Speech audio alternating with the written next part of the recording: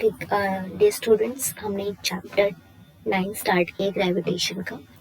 तो हम अब आज कॉन्सेप्ट पढ़ेंगे फ्री फॉल के बारे में। फ्री फॉल ही होता क्या है? देखो, जब भी अब हमने पहले ही पढ़ा था कि जितना भी आसपास के ऑब्जेक्ट है वो एक दूसरे को अट्रैक्ट करते हैं। तो दो बॉडीज हैं, कोई भी बॉडीज है, मास m1 की है, मास m2 की है, तो एक दूसरे को अट्रैक्ट करेंगी। लेकिन हम यूनिवर्स की बात नहीं कर रहे, अब हम फ्री फॉल के कॉन्सेप्ट जो अप्लाई होता है वो अर्थ के लिए अप्लाई होता है। तो अब हम बात करें अर्थ की। कोई भी अब अर्थ है, तुम कहीं पर हो, तुम गेम खेल रहे हो या फिर तुम कहीं से जंप कर रहे हो, ठीक है। तो जब तुम जंप करोगे तो तुम जंप करते वक्त ऐसे तैरते क्यों नहीं हवा में? क्या होता है कि तुम हमेशा नीचे गिरते हो?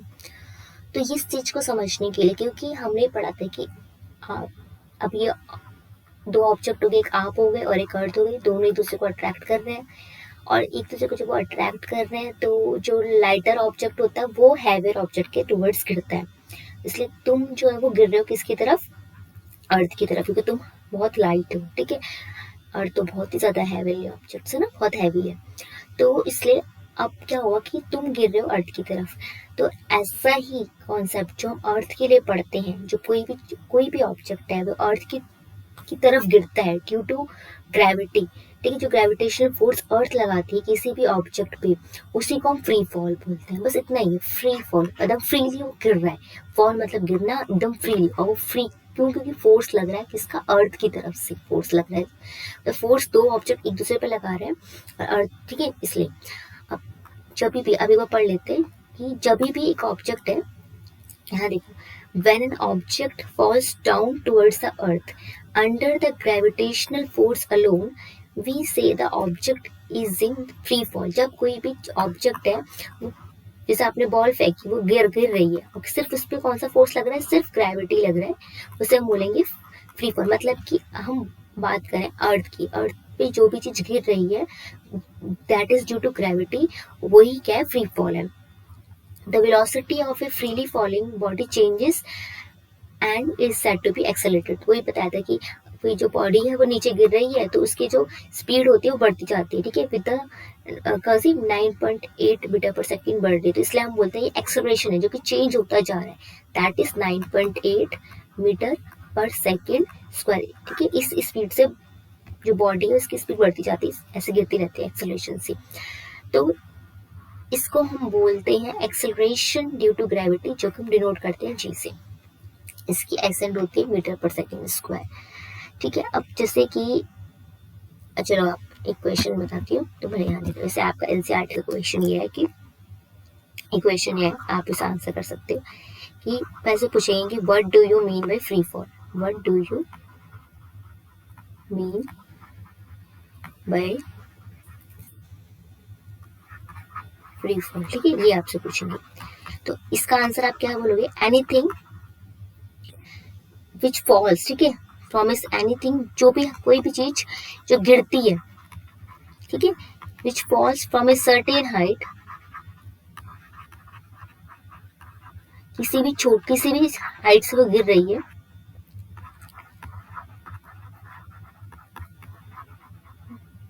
Due to the gravitational force of अर्थ।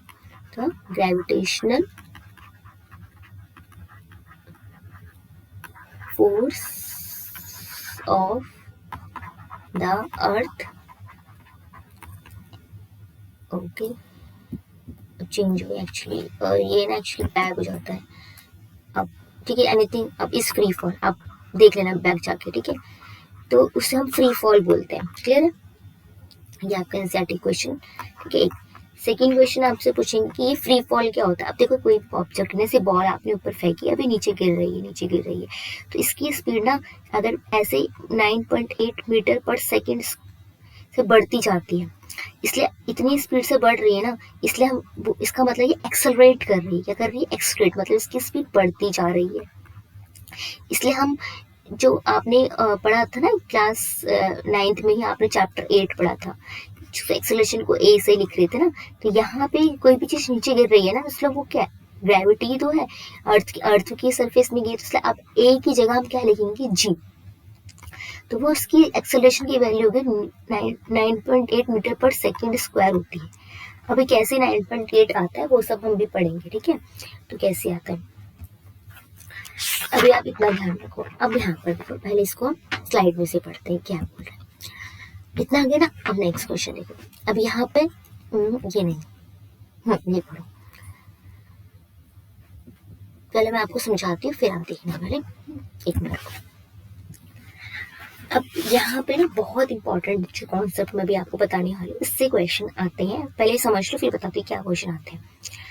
अब हर एक ऑब्जेक्ट एक दूसरे को अट्रैक्ट कर रहा है, ठीक है। जो फोर्स, दो ऑब्जेक्ट जैसे अर्थ है और हम है, एक दूसरे को अट्रैक्ट कर रहे हैं। अभी इसको अट्रैक्ट करें, वो फोर्स ऑफ अट्रैक्शन का फॉर्मूला था G m1 m2 divided by d square, distance between them. अब अर्थ की सरफेस है, उसका रेडियस हमें पता है इतना है, तो अब मैं d का डिस्टेंस मुझे पता नहीं था तो मैं d लिख रही हूँ, मुझे पता है तो मैं यहाँ पे लिख रही हूँ r स्क्वायर, ठीक है। ये हो गया अर्थ के लिए, हम अर्थ की बात कर रहे हैं ना। अब कोई भी ऑब्जेक्ट है, वो जब यहाँ से गिर रहा है, वो कौन गिरता है, ऑब्जेक्ट गिरेगा ना अर्थ की तरफ। तो इसका मतलब हमने पढ़ा था ना कि कोई भी फोर्स होता है, किसी भी ऑब्जेक्ट फोर्स का हमने पढ़ा था चैप्टर 8 मोशन वाले में कि F is equal to m। मैं तुम खुद सोचना क्यों फॉर्मूला बना, मैंने तुम्हें समझाया था इस बात को कि जब वो फॉर्मूला बनता है उसका फिजिक्स का मतलब होता है, देखो डायरेक्टली प्रोपोर्शनल है। ये जो F ऊपर है ना, F ऊपर है और इसके इसलिए m भी ऊपर है, a भी ऊपर है। मतलब कि अगर जितना ऑब्जेक्ट का मास होगा, हैवी ऑब्जेक्ट होगा, तो आपको उसको मूव करने के लिए ज्यादा फोर्स लगाना, जितना ज्यादा मास होगा उतना ज्यादा आपको फोर्स लगाना पड़ेगा उस ऑब्जेक्ट को मूव करने के लिए, ठीक है। तो एक, ठीक है। दूसरा, अगर आपकी किसी भी ऑब्जेक्ट की स्पीड बढ़ रही है, जितनी स्पीड बढ़ रही होगी आप, उसका मतलब उतना ज्यादा फोर्स लगाना पड़ेगा आपको उसकी स्पीड बढ़ाने के लिए। तो स्पीड बढ़ रही है तो फोर्स बढ़ रहा है, अगर मास बढ़ा तो आपको उतना फोर्स लगाना पड़ेगा उसको मूव करने के लिए। तो ये इसलिए इसका फॉर्मूला, इसलिए फोर्स आपका जो डिपेंड करता है वो मास पे डिपेंड करता है और कितनी उसकी स्पीड बढ़ रही है, दैट इज एक्सेलरेशन, ठीक है, उससे उस पर डिपेंड करता है ए पे। इस वजह से अब हम बात करें अर्थ की। ये तो हमने पढ़ा था जब हमने मोशन वाले चैप्टर पढ़ा था, क्योंकि वहाँ पे एक प्लेन सरफेस होती है, उस प्लेन सरफेस पे गाड़ी बस चल रही होती है, तो वहाँ तो इंजन की वजह से उसे मिलता है और वो आगे मूव करती है, फोर्स मिलता है, ठीक है। अब यहाँ पे जो बात है, अब हम बात करें किसकी, अर्थ की सरफेस के बारे में। अर्थ में तो हर चीज डाउन डायरेक्शन में गिरेगी, तो अब हम बात जो कर रहे हैं, ये किसकी बात कर रहे हैं, हम इसकी बात कर रहे हैं जो चीजें नीचे गिरेगी, ग्रेविटी की बात कर रहे हैं। तो ये एक्सेलरेशन ड्यू टू ग्रेविटी है, इसलिए हम यहाँ पे F जो यूज करेंगे, F is equal to m into G, A की जगह जी, ठीक है। तो हमें पता है कि अब हमने पढ़ लिया कि हर जो फोर्स का फॉर्मूला है ये यही होता है भाई। कोई भी ऑब्जेक्ट है, दो ऑब्जेक्ट है, एक दूसरे को अट्रैक्ट करते हैं, जी m1 m2 by d square, जो कि अभी अर्थ है तो इसलिए मैं r स्क्वायर बोल रही हूँ। और मैम अब इस फॉर्मूले को गलत नहीं बोल सकती, क्योंकि ये फॉर्मूला जो है ना, ये यूनिवर्सली एक्सेप्टेड है, ये हर जगह लगेगा, ठीक है। चलो, अब अर्थ की सरफेस जो है ना, अर्थ की सरफेस पे हमने कोई ऑब्जेक्ट फेंका, अब वो ऑब्जेक्ट नीचे आ रहा है, बहुत स्पीड से नीचे आ रहा है, बहुत स्पीड से। तो मतलब वो जो फोर्स तो है अर्थ और ये जो ऑब्जेक्ट है, ये दोनों इधर पे फोर्स लगा रही है, फोर्स दोनों सेम लगा रहे हैं।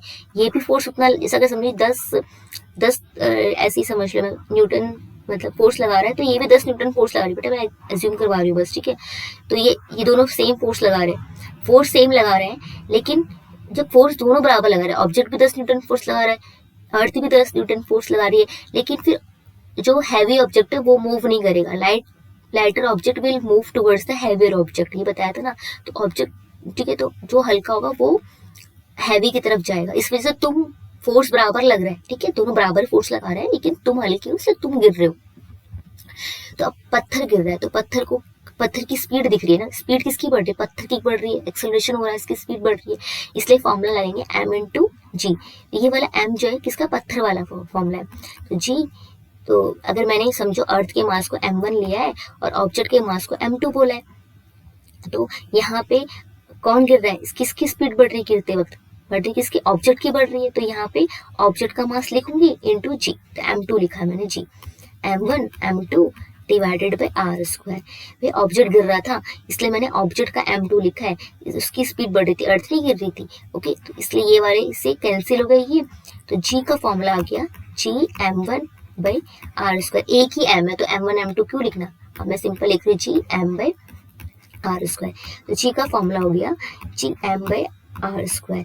तो इसका मतलब कि जो भी ऑब्जेक्ट गिर रहा है सरफेस ऑफ अर्थ पे वो जी पे डिपेंड करता है, जो तो फिक्स है भाई 6.67 × 10⁻⁻11 न्यूटन मीटर स्क्वायर पर केजी स्क्वायर, ये तो फिक्स है भाई, ठीक है, इस पे डिपेंड करता है। ओके, मास ऑफ अर्थ पे भाई ये भी फिक्स है, ये क्या है, कितना होता है mass of earth, mass of अर्थ होता है 6 × 10⁻24 kg।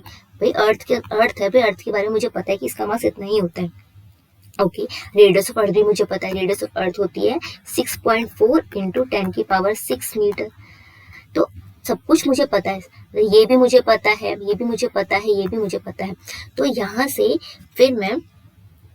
से हम फिर करते हैं कि किसकी वैल्यू निकाल लेंगे, यहाँ से हम जी की वैल्यू निकालेंगे। जी की वैल्यू पूरी कैलकुलेशन की तो हमारा जी का फॉर्मूला था Gm/r²। तो हमने पूरी वैल्यू डाली ना इसमें 6, ये हमने वैल्यू डाली। ओके, मैं यूनिट डाल रही हूँ, ठीक है, ये चलो ठीक है, मैं सोचती नहीं डालूँ बट मुझे लगा नहीं डालना चाहिए बच्चों के लिए, ठीक है। 6 × 10⁻24 kg हो गया, यूनिट के साथ ही करते हैं, और ये हो गया 6.4 × 10⁻6 मीटर, ये हो गया। इसे पूरा सॉल्व किया ना तो इसकी वैल्यू अप्रोक्सीमेटली कितनी, 9.8 मीटर पर सेकेंड स्क्वायर, इसलिए जी का जो ये वैल्यू आ गई, ठीक है।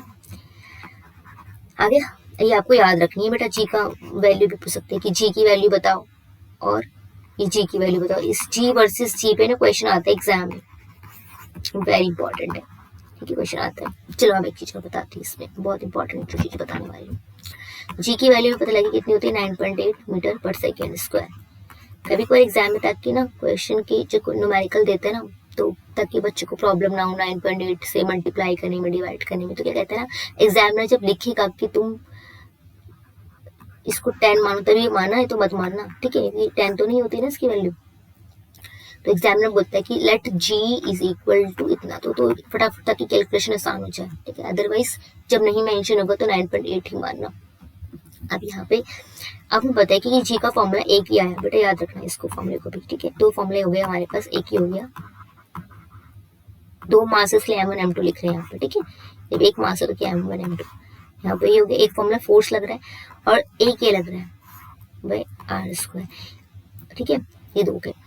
अब यहाँ पे जो मैं कॉन्सेप्ट बताने पा रही हूँ that is very very very very important, ठीक है, जो मैं कॉन्सेप्ट बताने वाली हूँ इसमें क्या जी है, जी का फॉर्मूला हमारे पास ये आया, इसमें जो जी था ये तो फिक्स है, इसका तो कांस्टेंट है भाई, इसको तो हमें ध्यान में, चलो कोई मतलब नहीं इसका, ये मास ऑफ अर्थ है, मास ऑफ अर्थ, ये जो m बचा था वो किसका, मास ऑफ अर्थ, क्योंकि मास ऑफ ऑब्जेक्ट तो कैंसिल हो गया था, क्या रेडियस ऑफ अर्थ, ठीक है। इसका मतलब क्या हुआ, जी मतलब कोई जो ऑब्जेक्ट है वो जब अर्थ की सरफेस पे गिर रहा है, जब फ्री फॉल हो रहा है उसका गिर रहा है,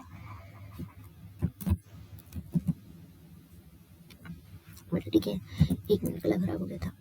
तो जी है, हमने फॉर्मूला पढ़ा था Gm बाय क्या, r², ठीक है। तो यहाँ पे मास ऑफ m बताया था हमने, मास ऑफ अर्थ, और ये रेडियस ऑफ अर्थ, ये पढ़ा था हमने। कोई भी ऑब्जेक्ट जब गिर रहा है सर अर्थ की सरफेस पे, अर्थ की सरफेस से कोई भी ऑब्जेक्ट, उसकी स्पीड बढ़ रही है, एक्सेलरेट हो रहा है, जो कि हमने बोलता है इसको हम ग्रेविटी मानेंगे, दैट इज एक्सेलरेशन जो हो रहा है किसकी वजह से हो रहा है, स्पीड जो बढ़ रही है किसकी वजह से बढ़ रही है, ग्रेविटी की वजह से बढ़ रही है। ओके, ये हो रहा है, तो फिर इसका मतलब क्या हुआ कि कोई भी ऑब्जेक्ट जो गिरता है वो किस स्पीड से गिर रहा है ना, जो भी इसका एक्सेलरेशन हो रहा है वो उस ऑब्जेक्ट के मास पे डिपेंड करता ही नहीं, ये तो किसकी मास पे डिपेंड करता है, अर्थ के, किस प्लैनेट पे गिर रहे हैं, प्लैनेट के मास पे डिपेंड करता है, प्लैनेट ऑफ मास पे डिपेंड करता है, प्लैनेट की रेडियस पे डिपेंड करता है। लेकिन वो जो ऑब्जेक्ट है वो अपने मास पे डिपेंड तो करता है नहीं। अब तुम ये घर पे ये होमवर्क करके देखो कि तुम अपने करो, एक अपना एक सिंपल सा बॉक्स ले लो, कोई सी भी एक हैवी बॉक्स ले लेना, ठीक है, और एक पेंसिल ले लेना, ठीक है। अब पेंसिल ले लो, शार्पनर ले लो, पेंसिल ले लो, या फिर ज्योमेट्री बॉक्स ले लो, कुछ भी ऐसा ले लो, कोई भी ऑब्जेक्ट, उन दोनों को ना सेम हाइट से सेम टाइम पे ड्रॉप करना, गिराओ, और फिर तुम देखना कि क्या वो सेम टाइम पे जमीन पे गिरेंगे। ये वाला एक्सपेरिमेंट किया था न्यूटन ने, किया था ये एक्सपेरिमेंट, उसको बिल्डिंग से गिराया गया था और फिर देखा था कि वो सेम टाइम पे गिर रहे हैं, बहुत हैवी ऑब्जेक्ट। समझ में आया? ऑब्जेक्ट हैवी थे और वो सेम टाइम पे गिर रहे थे। तो भाई हम तो कंफ्यूज हो गए, भाई हमें तो लगा था कि लाइटर ऑब्जेक्ट जो है वो स्लो गिरना चाहिए था और हैवी ऑब्जेक्ट क्या होना चाहिए था, वो फास्ट गिरना चाहिए था। बट ऐसा क्या हुआ कि जो हैवी ऑब्जेक्ट है वो तो और लाइटर ऑब्जेक्ट दोनों सेम स्पीड से गिर रहे हैं। तो चलो इसके बारे में भी समझते हैं। ठीक है, अभी ना ये आपका एनसीईआरटी का क्वेश्चन भी था, क्वेश्चन भी है कि कोई भी जो हमें पता है कि जो कोई भी ऑब्जेक्ट है, फोर्स हमने बोला था, फोर्स जो होता था वो हमने कहा यार वो तो मास पे डिपेंड करता है। बट ऐसा क्यों हो रहा है कि हैवी ऑब्जेक्ट है या लाइटर ऑब्जेक्ट है, दोनों सेम उससे गिर पे सेम टाइम पे गिर रहे हैं, उनका कोई मास पे डिपेंड ही नहीं कर रहा। तो उसका आंसर सिंपल है भाई, जो अभी हम यूनिवर्स की बात नहीं कर रहे हैं, हम बात कर रहे हैं हम बात करें अर्थ की। देखो अर्थ की बात कर रहे हैं, फोर्स जो है ना वो सेम ही है। फोर्स जितना अर्थ हम पे लगा रही है, अर्थ ह्यूमन को एच लिख लीजिए, जितना फोर्स, एक मिनट ऐसे करती हूँ, जितना फोर्स अर्थ ऑब्जेक्ट पे लगा रही है, ठीक है, उतना ही फोर्स जो है ऑब्जेक्ट अर्थ पे लगा रहा है, उतना ही फोर्स ऑब्जेक्ट अर्थ पे लगा रहा है, दोनों बराबर बराबर लगा रहे हैं। ठीक है, अब ये है कि लेकिन जब वो जमीन पे गिर रहा है, जब वो उस पे गिर रहा है तो वो इसके मास पे डिपेंड नहीं करेगा। ठीक है, क्योंकि वो क्या है, वो एक्सेलरेशन है, क्या एक्सेलरेशन है, उसकी स्पीड है। ठीक है, स्पीड है। देखो जैसे ये फोर्स अलग अलग लग रहे हैं, लेकिन ये जो ऑब्जेक्ट गिर रहे हैं ना, फोर्स का और जी, ये दोनों that both are different terms. ठीक है, ये बात ध्यान रखना।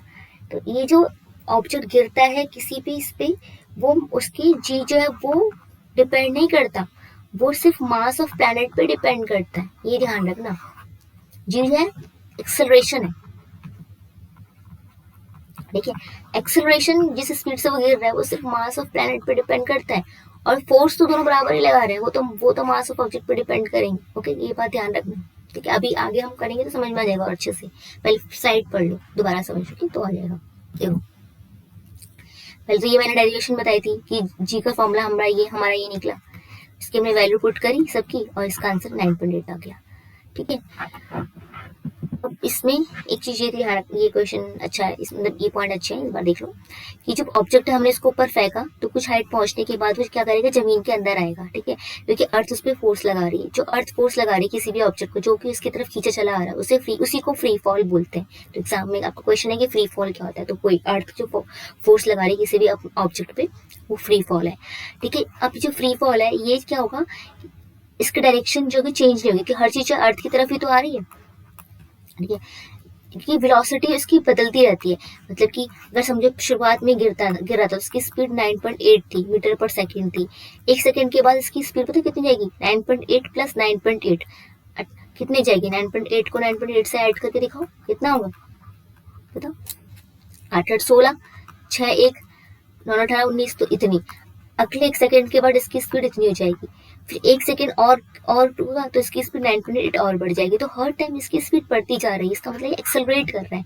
ठीक है, तो इसलिए बोला था कि जो ऑब्जेक्ट है जो ऊपर से गिर रहा है तो हर सेकंड में उसकी स्पीड 9.8 मीटर पर सेकंड से बढ़ रही है भाई, इसलिए वो इसलिए वो एक्सेलरेट कितना कर रहा है, 9.8 मीटर पर सेकंड, हर टाइम पे हर सेकंड पे इतना एक्सेलरेट कर रहा है, इसलिए इसका एक्सेलरेशन हो गया 9.8 मीटर पर सेकंड स्क्वायर।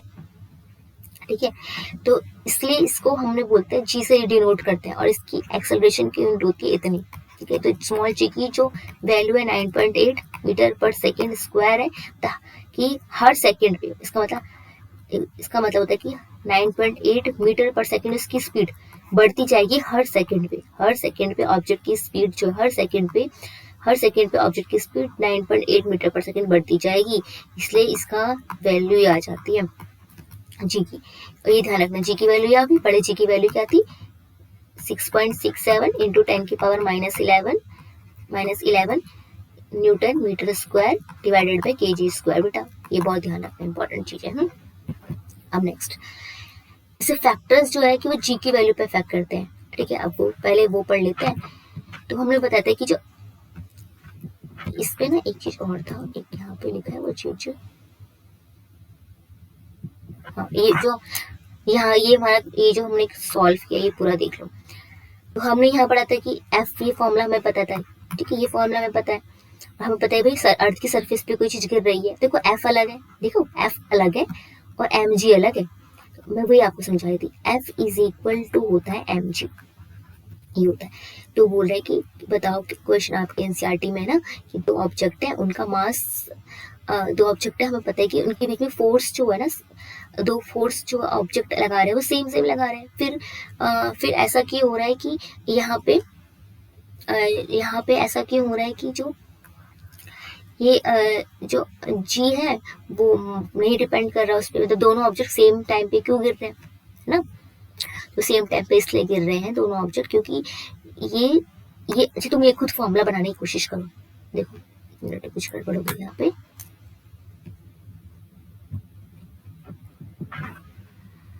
एक मिनट। हाँ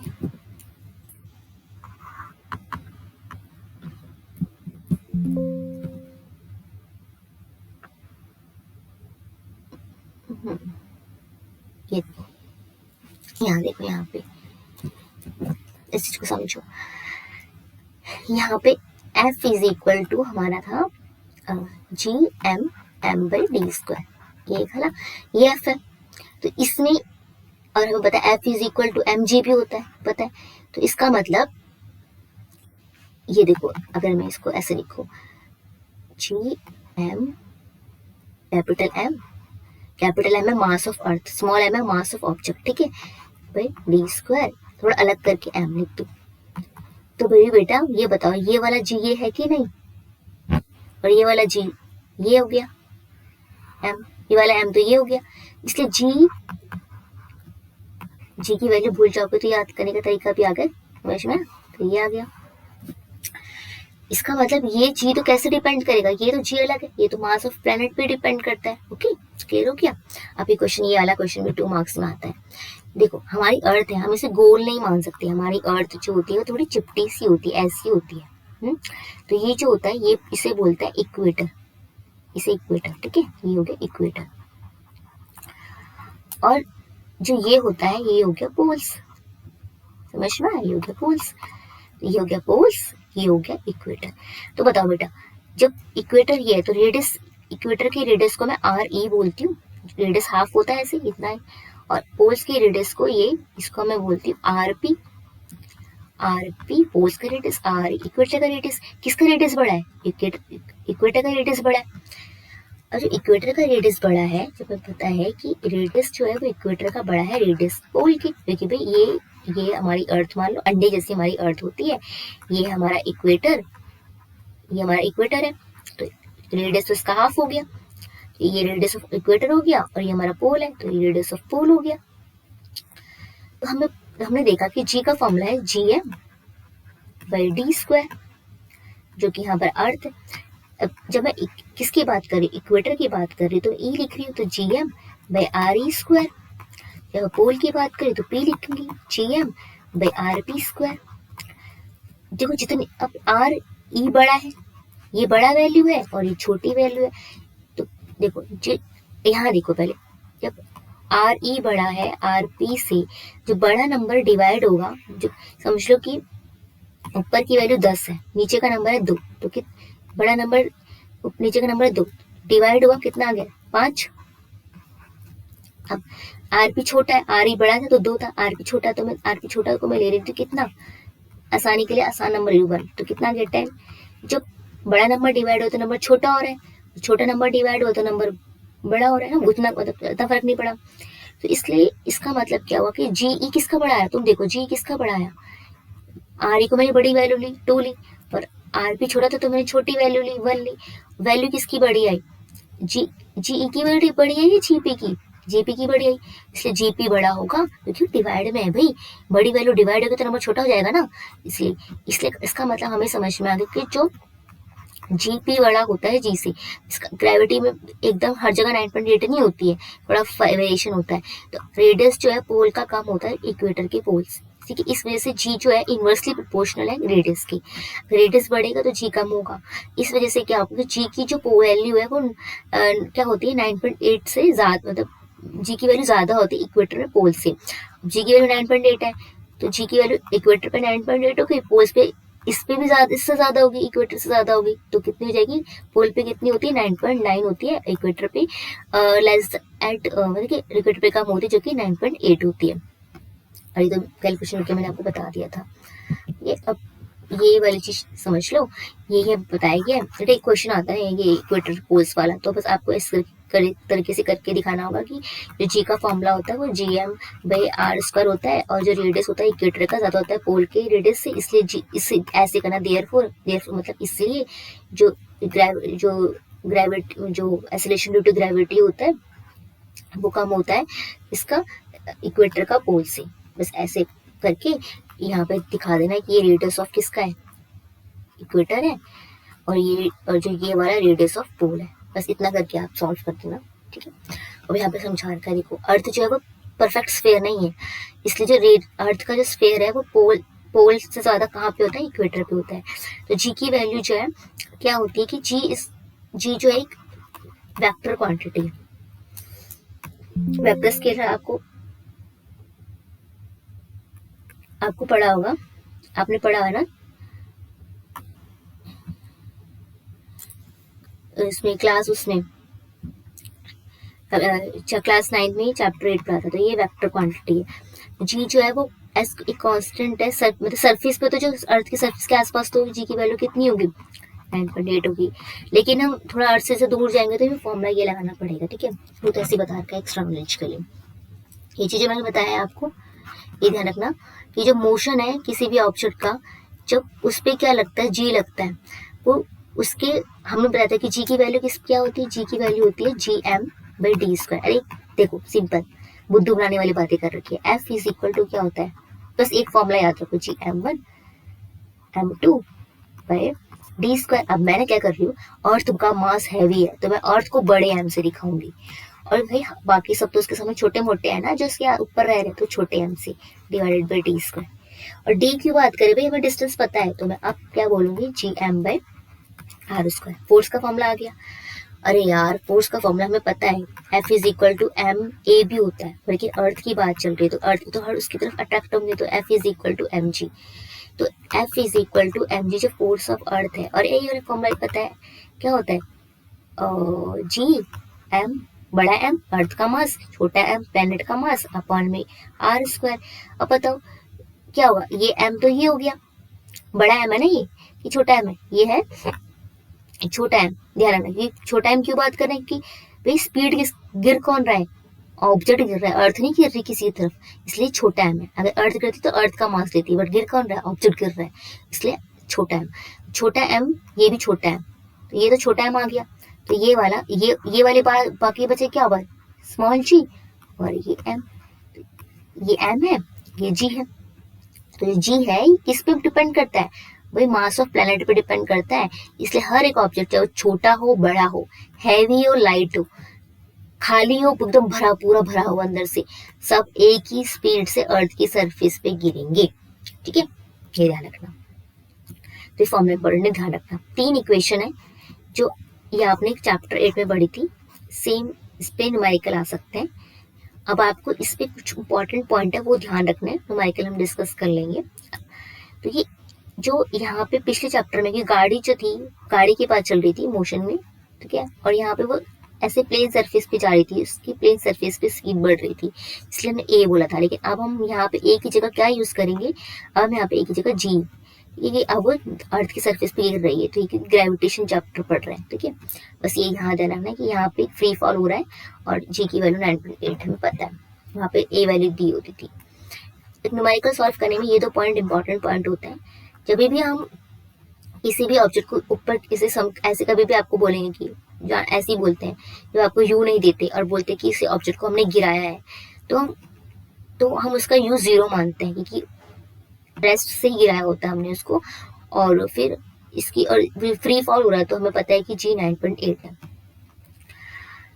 ये थोड़े ये जो यहाँ पे आ गया, ये यहाँ पे थोड़ा उधर हो गया, ठीक है। तो इसलिए हम बस ऐसे ही समझ लीजिए, न्यूमेरिकल सॉल्व करते वक्त हम इसको देख लेंगे, पढ़ लो इसे। कोई ऑब्जेक्ट को प्रोजेक्ट कर रहा है vertically upward with initial velocity u, तो g की वैल्यू इतना माइनस मिलेगा, वो सब हम न्यूमेरिकल सॉल्व करते हुए देखेंगे, ठीक है। ओके, तो ये पॉइंट समझ देख लेना। That's all for today, thank you.